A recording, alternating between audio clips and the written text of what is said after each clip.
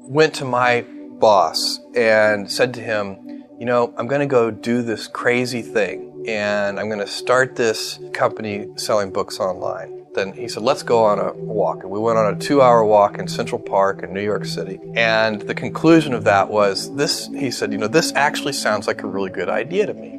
But it sounds like it would be a better idea for somebody who didn't already have a good job. And he convinced me to think about it for 48 hours before making a final decision. And so I went away and was trying to find the right framework in which to make that kind of big decision. And, I'd already talked to my wife about this, and she was very supportive and said, look, you can count me in 100%. So it really was a decision that I had to make for myself. And the framework I found, which made the decision incredibly easy, was what I called, which only a nerd would call, a regret minimization framework. So I wanted to project myself forward to age 80 and say, okay, now I'm looking back on my life. I want to have minimized the number of regrets I have. And I knew that when I was 80, I was not going to regret having tried this. I was not going to regret having wanted, trying to participate in this thing called the internet that I thought was going to be a really big deal. I knew that if I failed, I wouldn't regret that. But I knew the one thing I might regret is not ever having tried. And I knew that that would haunt me every day. So when I thought about it that way, it was an incredibly easy decision. If you can project yourself out to age 80 and sort of think, what will I think at that time? It gets you away from some of the daily pieces of confusion. I left this Wall Street firm in the middle of the year. When you do that, you walk away from your annual bonus. And that's the kind of thing that in the short term can confuse you. But if you think about the long term, then you can really make good life decisions that you won't regret later.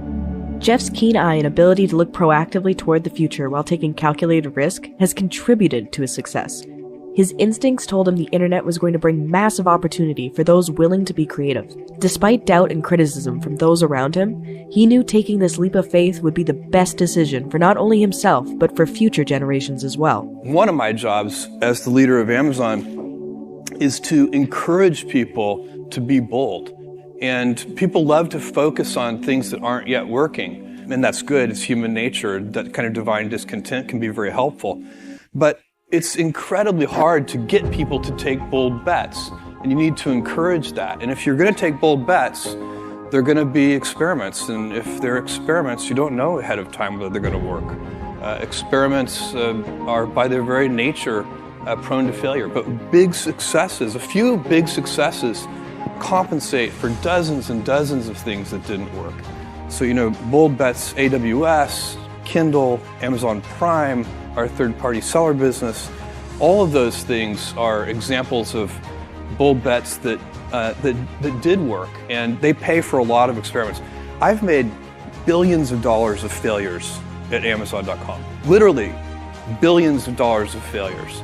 But they don't matter. What really matters is companies that don't continue to experiment, companies that don't embrace failure, they eventually get in a desperate position where the only thing they can do is make a kind of Hail Mary bet at the very end of their corporate existence. Whereas companies that are making bets all along, even big bets, but not bet the company bets. I don't believe in bet the company bets. That's when you're desperate. That's the last thing you can do. You don't choose your passions choose you.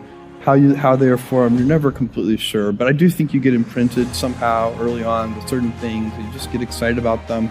And because you're excited, you pay more attention and they grow. Being an inventor requires, because the world is so complicated, you have to be a domain expert. I mean, in a way, even if you're not at the beginning, you have to learn enough so that you become a domain expert. But the danger is once you become a domain expert, you can be trapped by that knowledge. And so inventors have this paradoxical ability to have that, 10,000 hours of practice and be a real domain expert and have that beginner's mind. Have that look at it freshly, even though they know so much about the domain. And that's the key to inventing. You have to have both. And I think that is intentional. I think all of us have that inside of us. and we can all do it, but you have to be intentional about it. You have to say, yeah, I am going to become an expert, and I'm going to keep my beginner's mind. Well, long-term thinking is a lever. It lets you do things that you could not do or couldn't even conceive of doing if you were thinking short-term. You know, if I collaborated with somebody here in this audience and I said, look, I want you to solve world hunger, and I want you to do it in 5 years, you would properly reject the opportunity. You would say, look, it's not possible, it's not practical. But if I said, look, I want you to solve world hunger in 100 years, that's a job you'd take, because it's a much more addressable problem. You can first create the conditions. You have time to create the conditions where then you can solve the problem.